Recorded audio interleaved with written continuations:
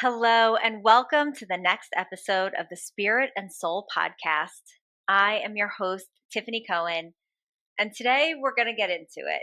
And this is something that I have seen a lot. I have spoken to a lot of different clients and customers that have come into Spirit and Soul, and it's a little bit of a touchy subject. So I'm excited to really dive into this topic with you today because I feel like it's kind of not talked about enough. And that is the idea of the word God versus the words like universe or creator. So let's talk about it. And I know that some people that are listening right now, maybe yourself listening, you may say the word God, and that may be like what you are very, very comfortable with. And then there are some of you that when someone actually says the word God, it kind of rubs you the wrong way. So I want to really go into this today because I want you to find comfort in whatever words work for you, right? Like it's literally whatever words work for you, those are the words you use. So I want to talk to you about me first. So when I started my spiritual journey, I was really coming off of, I was looking for a church. I grew up with, in Catholic faith, although my parents never really went to church ever. and, but if you're going to call yourself a religion, for us, it was Catholic. And, I made all of my sacraments and all the things. And I found myself at one point where I had just had my son Gavin, and actually it was kind of, that's really what kicked it off. Like I wasn't sure that I wanted to have him baptized. I actually kind of felt a little almost like I was using the church, because I'm like, I don't go all the time. I know I'm not following all the things I'm supposed to be doing, but here I am baptizing my child, and I don't know that I'm baptizing for the right reasons. So that started me down a journey. Now, I did have him baptized at the time, and I loved it, and I loved the ritual of that experience. However, as he started to get older, I was really on my own journey of wanting to find a space where I could tap into my spiritual side. And I was very connected to Jesus and to Mother Mary. And I really I resonated with those energies. But every single time I walked into a Catholic church, except for like maybe a few, and when I went to Rome, I had really like spiritual experiences in Rome at like one church in particular. And but other than that, I just didn't feel comfortable. I didn't feel right. I felt like something was missing. I didn't know what it was. I didn't feel good. And I'm like, I've got to find, maybe I'm just not in the right church. So I started to like try different churches and explore different religions. Like I was really searching. And now we're coming down to a point where Gavin is now about to, like, he should be making his communion or like starting to take the classes for it. And I started taking him, and I signed him up, and I started taking him to the classes. And I found myself like having a pep talk with him every single time I was driving there. I'm like, nobody takes you, into a different room. Nobody, yeah. And it wasn't because of, I didn't really realize I was doing it. So it wasn't for a particular reason. I was just obviously, I don't know if I was picking up on something or just like maybe just in fear, to be quite honest with you, of leaving my son somewhere. I'm not really sure what it was, but I found myself giving him this pep talk every time we're driving there. And I'm like, why? And then one day I kind of like, when you just like kind of like hear yourself for the first time, you're like, wait a second, I keep doing this. Like, I keep saying this over and over again. And I like heard myself for the first time. And when I walked into the church that day, the priest was standing there, and he's like guilt tripping everybody as they walked in. And he was like, I didn't see you in church this Sunday. I didn't see da da da da da. And he's like going on and on. And like, I'm feeling bad, worse than I already was, walking into the church. And it was like almost like my eyes were finally open, and I was I was seeing what was going on around me, and I'm like, this doesn't feel right to me. This isn't. I'm not supposed to be here, and I'm not supposed to be bringing my son here. There's some things just not sitting well. So in that moment, like I let him go to that class, and I left there knowing that I was never coming back again, and that Gavin wasn't making his communion. And it was a decision that felt really, really good to me. And in fact, I did tell my parents, and they were like, "That's fine, whatever you want to do." Like they didn't really care. It wasn't like a tradition thing or anything like that. And after that, I'm going to be honest with you, like I was angry. I was mad. I was mad that like I didn't have a space, that this sacred space that was supposed to be sacred for me and my family was not actually sacred. And it was in some ways, of course, and I will not argue with that.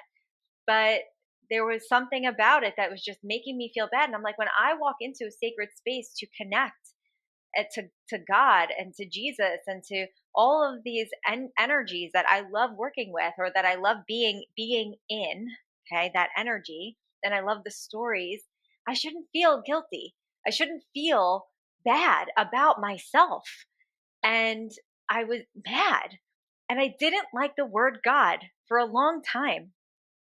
And I thought that God and Jesus and Mary and all of the people that realistically I grew up with and knowing the stories, because my mom would, even though again, we never went to church, she loved the stories too. She was connected, and she would talk about angels and Jesus and God and all the things. But it was like we didn't, she knew then without saying the words that, and my dad too, that we didn't need anything outside of us to be connected spiritually. So, but I was still mad for whatever reason. And I really didn't, I thought that these energies belonged to the Catholic Church. So for me, I would never say the word God moving forward. I would never say God. I would never talk about Jesus and Mary, and never connect in that way. And as I started to bloom through my spirituality, I really stayed away from Jesus in particular. And I never used the word God. And I would never follow somebody that used the word God. Okay. Now, this might be resonating with you right now. Like you may feel like when someone uses the word God that it like tightens your heart. And I'm going to ask you right now to explore that. Like, why? Why is it that you have such a feeling about that word? Why do you have this like almost like an animosity? Like I had like an animosity towards it. And I want you to explore it. Because what happened was I was pushing away the energies that were actually trying to connect with me. Like I was pushing away Jesus. I was pushing away Mary, and I was pushing away anybody that was using the word God. And which meant that I was pushing away people that just had a different word for the same word that I was using.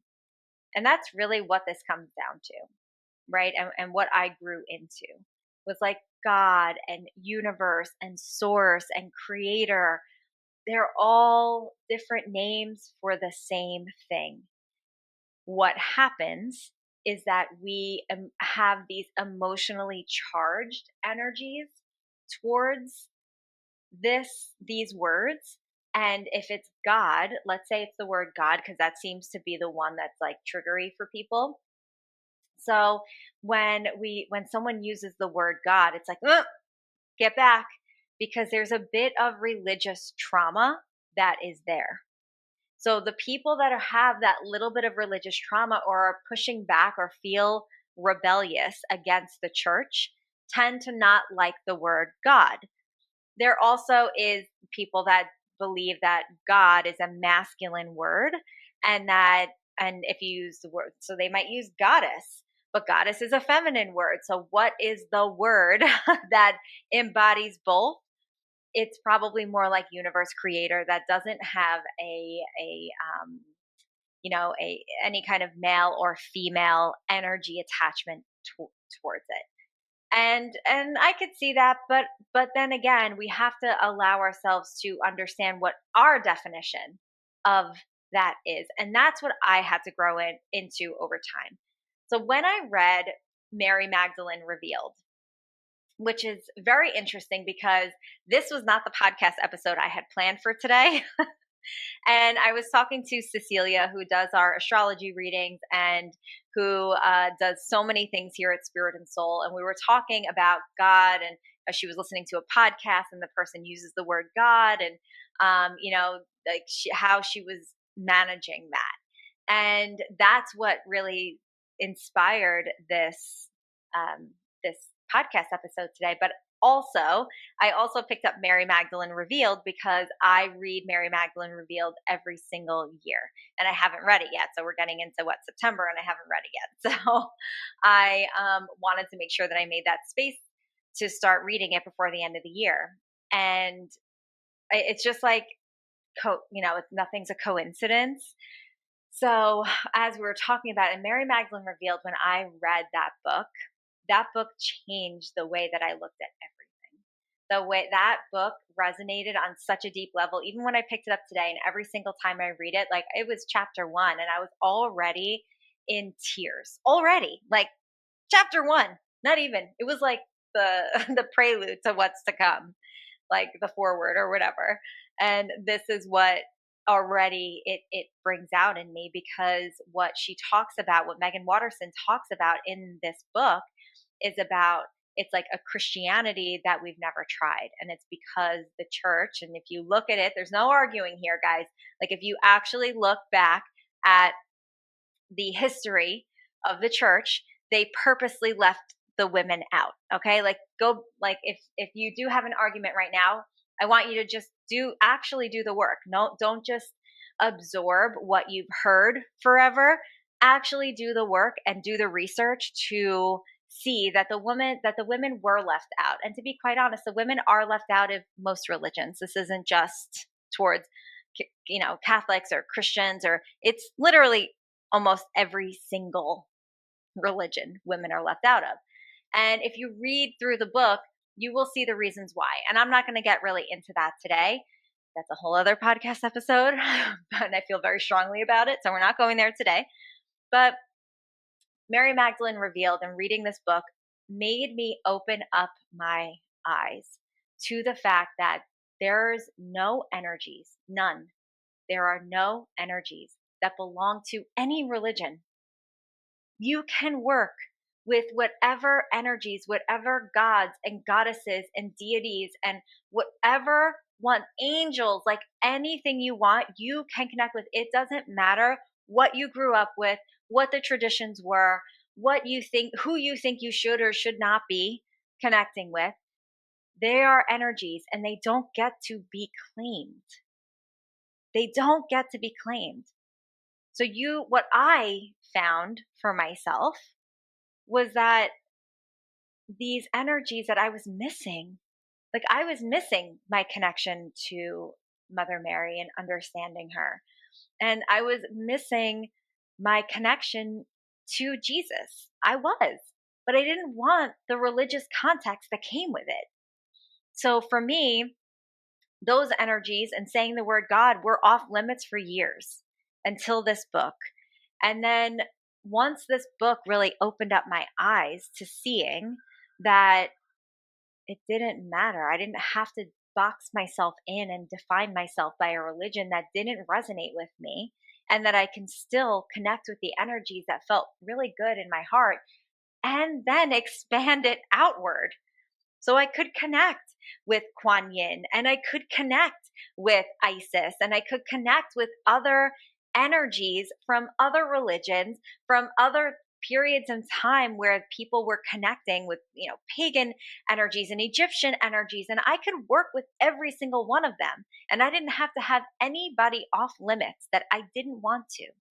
And suddenly, when I allowed these energies back into my life, those words carried no more meaning. So when I hear the word God now, and you will hear me sometimes use the word God, because these words are interchangeable. They've no longer, because I've healed any type of religious trauma that I had, right? Like I didn't come from a strictly religious place. And I know a lot of people have come from very strict religious households. and have deep, deep religious trauma. And mine cannot compare to someone else's. However, that doesn't negate my own traumas that I experienced within, right? And I want you to understand that too, that if you have an aversion to using the word God, or an aversion in like a deep way, not just like it doesn't resonate with me, but like, ugh, get back. I want you to understand that there's probably some religious trauma associated with the word. And once you recognize that the word itself doesn't get to hold a power over you, and that you can use it in whatever context you like if you want to, suddenly it takes away the negative connotations that you may have experienced. And that's what it did for me. So now sometimes you will hear me use the word God, you will hear me use the word universe, and mostly I use the word universe, okay? Because I just find it, especially in a teaching space, no matter what my beliefs are, I know that there are people who are still triggered by the word God. And because I was there, I am sensitive to it. So, like, I understand it. But if I do say it because it just felt right in the moment, then understand that when I say it, and usually I actually do say it after, like, I'll say, this doesn't have any religious hold, or it doesn't have a religious connotation. And I will make sure that I say that so that the person on the receiving end of what I'm saying feels very comfortable, or feels like they can use whatever word they want, and that I'm not coming from a religious place as I use the word God. Okay. Now, all of this being said, and the story being said, and how I, kind of went through this journey with these different words and these understandings, I want to say that there are, and I've experienced it myself, where there are creators and there are thought leaders in our world and in our sphere that you really resonate with, and they use the word God. And if you do, and that is a little bit of a turnoff, I want you to just do one of two things. I want you to sit there for a moment and just use a different word. Like, if they say God and their message is resonating so deeply with you, I want you to really take a moment and take a step back and just replace the word God with universe or source or creator or whatever words feel good for you. I want you to just do that, because you're drawn to somebody for a reason. You're drawn to somebody for a message, and maybe you might be drawn to them for the trigger. Like, you may be drawn to that person because they're triggering you. Okay. So take a minute and just feel into it. If someone, either suddenly, it's someone that you really admire, starts using the word God suddenly, and you get like a little turned off, just sit with it for a minute and like go inward and ask yourself, why or where is this coming from? If the rest of the talk is not like religious based or anything like that, can you try to overlook it? Can you try to just plug in your word and let that be that, and just understand that that's their word, and that's okay? Like, that's okay. It's okay for anybody to use any words that they like, as long as they're not trying to hurt or offend someone, right? So as long as they're using it in good for good, they can use the word God in a spiritual space that's not a religious space, and that's okay. That's just a word that they resonate with. And then, and I've been on the other end of this, is you will have a creator or a thought leader for yourself that suddenly starts using not just the word God, but is really diving deep into, like, Jesus and Christian faith. And then they start becoming a little bit more like religious faith driven. And then that's the point where, for me, and this is just me, I start to kind of turn off a little bit, because it's how some things are said for me, and the power, it gets taken away from the individual. And that's where, for me, I draw the line. Okay. So I will, like, I've had some people that I absolutely loved, and I was like so sad, but they went so religious that I had to pull my interest back, because they were no longer resonating with me, with my belief system. And if that's the case, then that's the case for you, like, again, you can't be mad at that person. You can't be like upset with that person for starting to go this way. That's the journey that they wanted their life to take, and that's okay. And again, I hear you there, because there have been so many people that I truly loved, and then suddenly they just went like deeply religious, and it was just really out of my interest at that point, even though they had so much to share. But then I'll dip back in every now and then and just see, just to make like, are we still talking this talk? Yeah, okay, no, okay, like I like this episode, or I like this Instagram, reel or whatever. So, this happens, and I want you to, try to hold it with a grain of sand, if that makes sense. I don't know if I'm even saying the right thing, but like I want you to just like let it fall through the cracks and know that, okay, well, maybe that person was for you and you love them, but maybe they're no longer for you, right? The other thing is this, and I want to tell you, like, again, there are some ways that religious aspects are talked about for me that are just disempowering, and that's when my interest level turns off. However, there are men, or not just men and women, but I find that it's the men that, I don't know, I'm drawn to for some reason in this space. But like Michael Beckwith is like a religious leader. He was also in The Secret. Like he's one of my mentors, and I just absolutely adore him and I love him. And he's taught me so much about manifesting, like unbelievable. So he uses the word God, but to be honest, he doesn't do it in a disempowering way. So like I can understand it. Like I can feel the energy of what he's talking about, and I can like bring that into my life. Now, he has a podcast called Take Back Your Mind, and he talks about how he came from a deeply religious place, and then he opened up his own like church, or like I forget what they call it, congregation, I guess. And he opened up like his own with somebody else, and the people from the church were like coming to him. His story is really interesting. So if like you have a minute, try to find that episode of the Take Back Your Mind podcast, and you'll hear a little bit about his story, and like you kind of see the transition between the deeply religious and to how he kind of got to where he is now, which is he has his religious beliefs, but he also has an empowering belief system about these energies that he works with.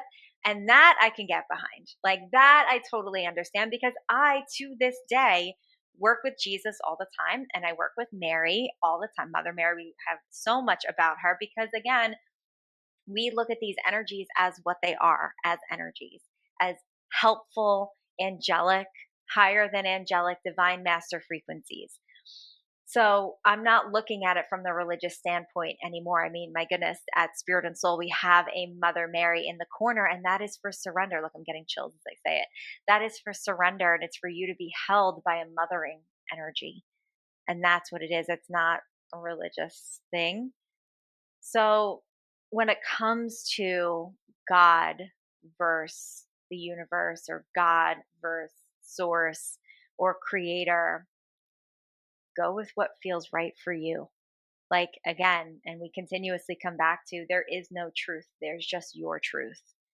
And if that's to be said, then I want you to find a truth that isn't emotionally charged. So when we have that emotional charge, which is often what we see around the word God, it's either like completely loved, or it's like a turnoff. So if you have any emotional charge towards God that is negative, towards the word God, I want you to dive into why. And also I want you to read Mary Magdalene Revealed. Like, read Mary Magdalene Revealed. See what comes up for you. It's, my goodness, the most empowering book that you could read for like inviting divine feminine energy into your life. And what is love? Like, what are we actually meant to experience on this earth? So I highly suggest it, and see what happens then. And if you can take the emotional charge out of the word? Like, do you have an emotional charge for the word universe? Do you have an emotional charge for the word source? Do you have an emotional charge for the word creator? Probably not. I feel like I don't know if I've met anybody that has an emotional charge for those words, but I've met a lot of people, and I've been one of them that have the emotional charge with the word God. So if you're that person, explore it and heal it, because it's a word. I know it's what it embodies, but at the end of the day, it's a word, just like source, just like creator. So try to explore it. And then listen, I'm not saying use the word, because I still don't really use the word very often at all. But what I want you to do is really, if you can,